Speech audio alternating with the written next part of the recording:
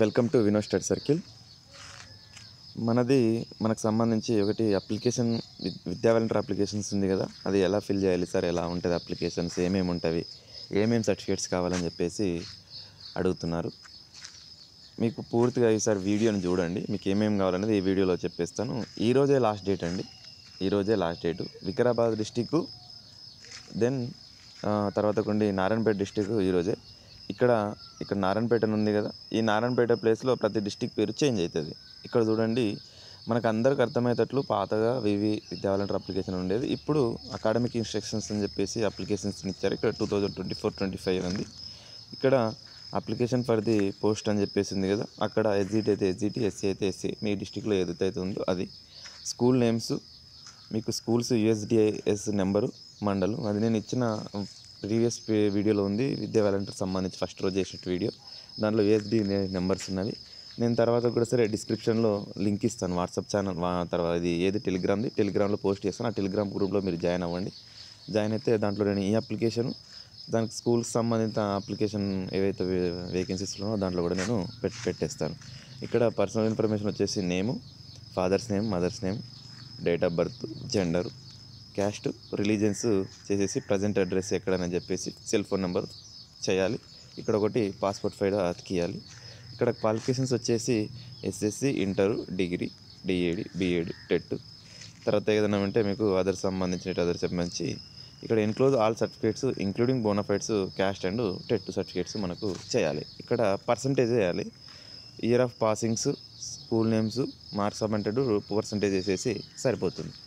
ఇక్కడ సార్ ఎలా తీసుకుంటారు అని చెప్పేసి చాలామందికి ఒక డౌట్ వస్తుంది.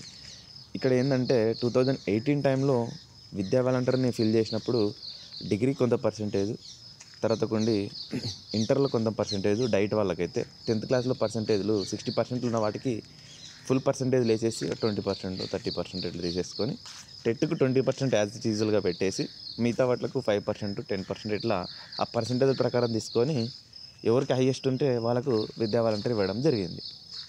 సో ఈసారి కూడా సేమ్ ప్రాసెస్సే ఉంటుంది.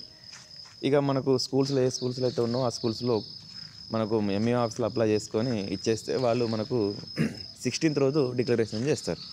ఇక్కడికి సంబంధించిన కింద అకౌంట్ మనకి 4th క్లాస్ సంబంధించిన details, 4th to 10th class వరకు స్కూల్ నేమ్స్, మండలం, డిస్టిక్, ఇయర్ ఆఫ్ పాసింగ్ చేయాలి. ఇక్కడ అకౌంట్ నెంబరు మనకు బ్యాంక్ డీటెయిల్స్ ఉంటుంది, దాంట్లో డైరెక్ట్ బ్యాంకులో 3 monthsకి ఒకసారి అయితే పడేటివి.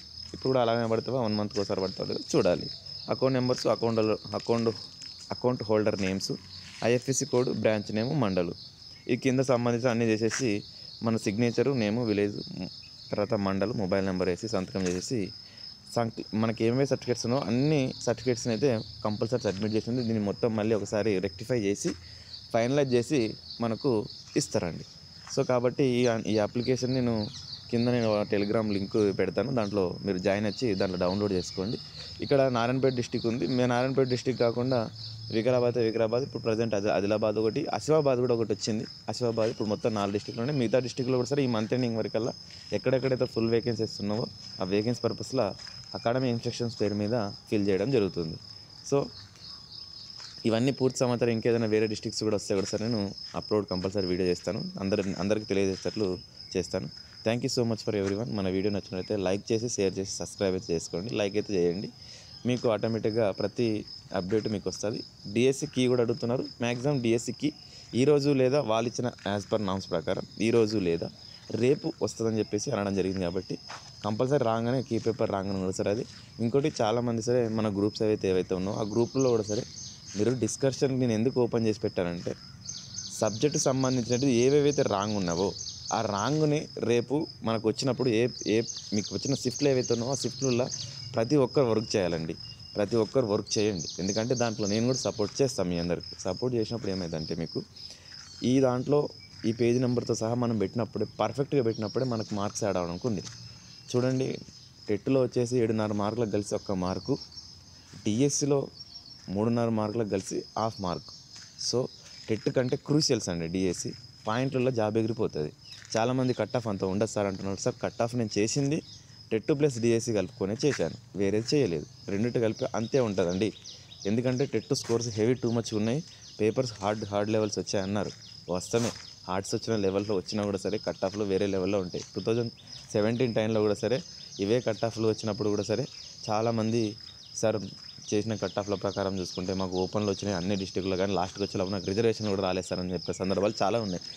మేబీ చేంజెస్ అవ్వచ్చు, ప్రిలిమినరీకి తర్వాత కూడా చేంజెస్ అవ్వచ్చు, ఫైనల్కి తర్వాత కూడా కట్ ఆఫ్ చేంజ్ అవ్వచ్చు. 1 or 2 మార్క్స్ ఉంటాయండి, ఇంతకంటే అయితే ఎక్కువ హెవీకి అయితే ఏమి పోవు. ఓకేనా? ఎనీవే ఏదైనా ఉన్నా కూడా సరే నేను అప్డేట్ అయితే ఇస్తాను, దాంట్లో నోట్ పెట్టాలి. Thank you so much for everyone.